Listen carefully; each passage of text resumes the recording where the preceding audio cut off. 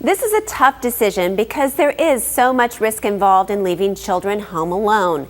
Even when you have mature, responsible kids, there's just a lot of things that can go wrong when mom and dad aren't around.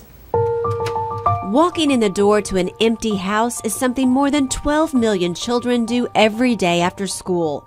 Many of those same kids, if not more, will be spending their summer days home alone as well. It's a touchy subject because surprisingly, there is not a state law defining the age at which you can legally leave your kids home alone without supervision. There is no set age. Even without a law, Amy Webb with the Arkansas Department of Human Services says parents cannot neglect their children.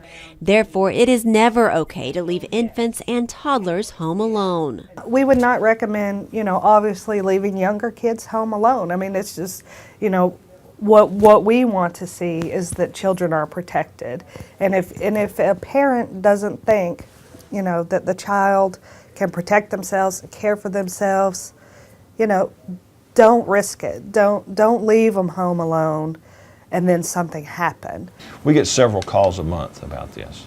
Calls to police about children watching children always go up in the summer months. Terry Hastings says his officers have some guidelines they keep in mind. You have to understand where the child is in their maturity. 13 is probably a good age for us. But anything under about 10 or 11, we get a call.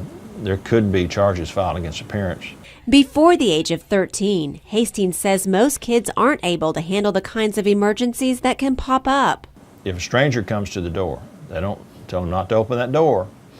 Someone tries to break in, have an escape plan for them. The house catches on fire. What do? Walking your kids through those scenarios is key to keeping them safe.